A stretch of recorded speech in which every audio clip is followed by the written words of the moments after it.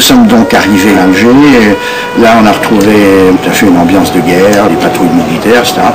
Au cours d'une perquisition, ils étaient arrivés dans une villa, dite la Villa des Sources, où ils avaient découvert une pièce qui avait tout à fait l'aspect d'une chambre de torture. Ils avaient même enlevé 2 ou 3 Arabes, notamment le propriétaire d'un tabac, qu'ils avaient emmenés dans une ferme à la campagne, essayer de faire parler, le pauvre malheureux n'avait peut-être pas grand-chose à dire, et on l'avait torturé de manière telle qu'il était mort. Il s'était débarrassé du cadavre ensuite, et nous voyons donc arriver chez nous, parce que mis en cause progressivement, Martel, qui était agriculteur dans le Mitidja, Vatin, qui était également agriculteur, Georges Vatin, dit non pas la boiteuse, comme dit tout le monde, mais le boiteux, parce qu'il boitait, Riza, qui venait des tramways d'Alger. Vous aviez un projet politique? Non, on ne faisait pas politique, moi j'étais dans le couverture ouvrier. Qu'est-ce que vous cherchiez? Nous, on voulait rester en Algérie, hein, on voulait rester en Algérie, l'Algérie c'était la France, on est là-bas, notre génération, mon père est mort là-bas, et on voulait rester sur la terre, on croyait qu'elle appartenait à la France, et voilà, on reste là. Vous aviez déjà tué quelqu'un avant? Non, jamais. Comment ça a été la première fois? C'était Normalement. J'étais parce que nous étions, mes collègues m'attendaient dans la voiture, bon, c'était un peu embêtant d'aller les flinguer un mec, mais on sachait ce qu'ils faisaient eux aussi, hein. Ce qui était passionnant, c'était de voir à la fois, comme ce recrutement était banal, c'était des gens ordinaires, et très vite, les contacts avec l'armée. Nous avons découvert très rapidement que l'officier de la sécurité militaire qu'on avait détaché près de nous pour faire la liaison faisait partie du groupe, donc on s'affuyait complètement, et que des liens avec la métropole avaient été établis, notamment avec les poujadistes, notamment avec, Vatin et Martel étaient venus à Paris, ils avaient eu contact avec le fameux docteur Martin, ex-cagoulard, avec les représentants des poujadistes durs, et donc tout était en place finalement dans cette affaire de la Villa des Sources. Nous voyons déjà tout ce qui va être le noyau de base de l'OS, puisqu'on va retrouver Vatin dans les attentats contre le général de Gaulle et notamment au Petit Clamart, Riza dans les commandos Delta Alger, etc., etc. Philippe Castille fut l'un des premiers contre-terroristes. Ancien résistant, il vécut comme une continuité son passage à l'OAS. Pourtant, il n'était pas pied noir. Enfin, c'est le tableau que j'ai d'abord peint en prison. J'ai fait mon auto-sortie dans une toute petite glace. Mais je me suis réactualisé 10 ans après, de façon à faire apparaître même les rides inévitables.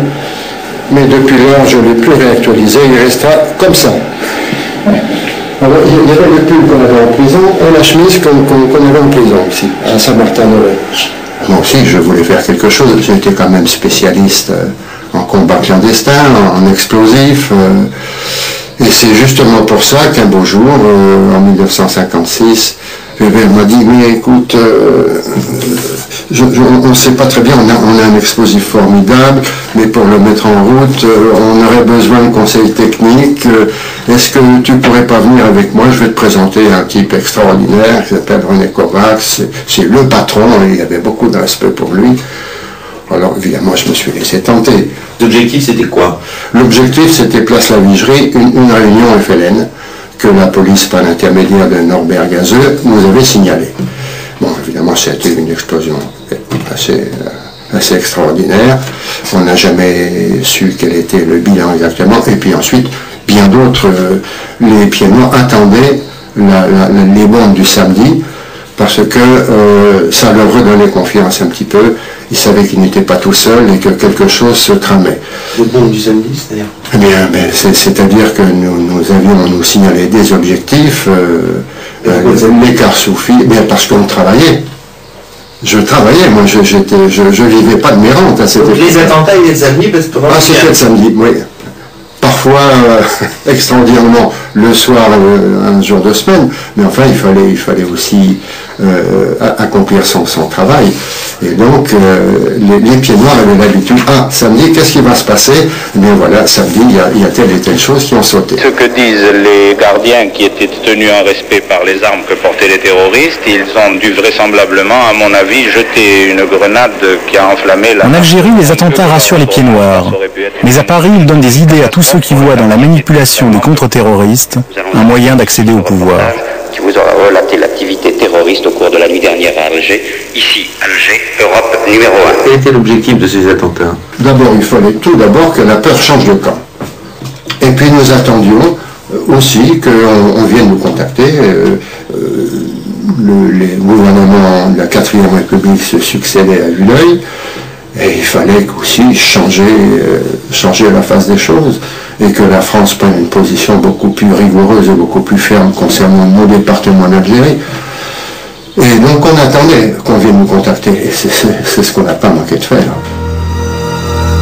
Fin 1956, le général Salan débarque à Alger avec le grade de commandant en chef. Pour beaucoup les pieds noirs, il est avant tout le bradeur de l'Indochine.